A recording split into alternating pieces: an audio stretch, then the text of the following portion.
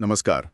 आज हम Tommy orange के एक बहुत ही कह सकते हैं शक्तिशाली उपन्यास देयर देयर पर बात करने वाले हैं। हाँ, ये किताब वाकई बहुत अहम है। ये किताब ओकलैंड, कैलिफोर्निया में रहने वाले जो आज के शहरी मूल अमेरिकी समुदाय हैं, उनकी जिंदगियों को बहुत करीब से दिखाती है।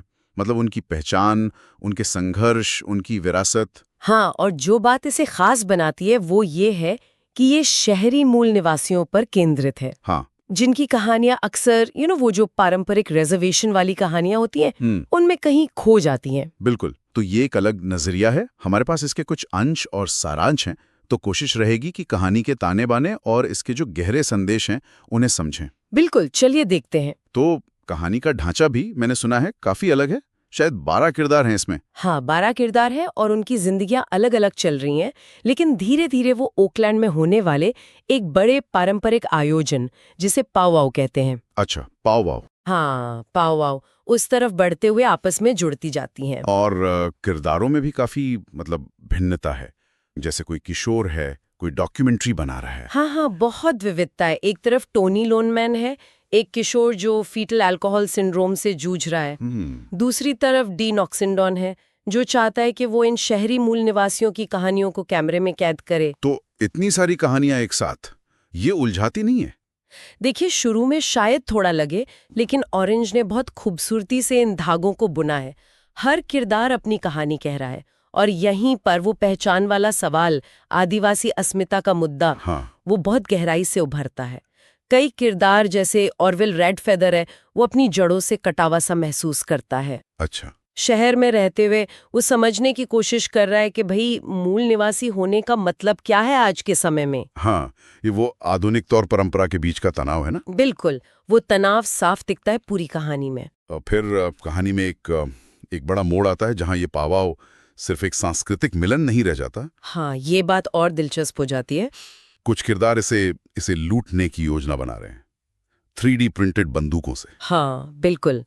ये पाववाव जहाँ कुछ के लिए उम्मीद और जुड़ाव का प्रतीक है, वहीं दूसरों के लिए वो एक मौका बन जाता है, हताशा में उठाया गया कदम। तो ये आयोजन एक किस्म के क्लाइमैक्स, एक टकराव का केंद्र बन जाता है। एकदम। और अगर हम इसे थोड़ा बड़े नजरिए से देखें, तो ये टकराव सिर्फ उन किरदारों के बीच का नहीं है। अच्छा। ये उस गहरी सामूहिक पीड़ा को भी दिखाता है, वो जो ऐतिहासिक अन्याय हुए हैं, विस्थापन, संस्कृति का दमन। हाँ, जो पीढ़ियों से चला आ रहा है। बिल्कुल, वो आघात आज भी इन लोगों को, नई पीढ़ी को प्रभावित कर रहा है। ये दिखाता है कि कैसे अतीत का बोझ वर्तमान को, यहाँ तक कि हिंसा को भी आकार दे सकता है। तो ये जो शहर है ओकलैंड, वो सिर्फ एक लोकेशन नहीं है, वो खुद इन जिंदगियों पर असर डाल रहा है। हाँ, काफी हद तक। शहर का जो कंक्रीट जंगल है, वो इनके लिए रिजर्वेशन के जीवन से बिल्कुल अलग अनुभव है। यहाँ समुदाय और परंपरा को बनाए रखने के तरीके बदलने पड़ते हैं। जैसे जैकी रेडफेदर का किरदार है, वो अपनी लत से उभर रही है, अपनी बिखरी जड़ों को समझने की कोशिश कर रही है। हाँ। उसकी कहानी दिखाती है कि शहर में पहचान और रिश्ते खोजना कितना जटिल हो सकता है। शहर उन्हें मजबूर करता है अपनी पहचान को नए सिरे से देखने पर। तो फिर अंत में ये कहानी क्या कह रही है इन शहरी आवाजों के बारे में? मतलब क्या संदेश है? ऐसा लगता है जैसे पहचान कोई ऐसी चीज नहीं जो बस अतीत में है, बल्कि वो वर्तमान में लड़ी जाने वाली लड़ाई है। हाँ, बिल्कुल, आपने सही समझा।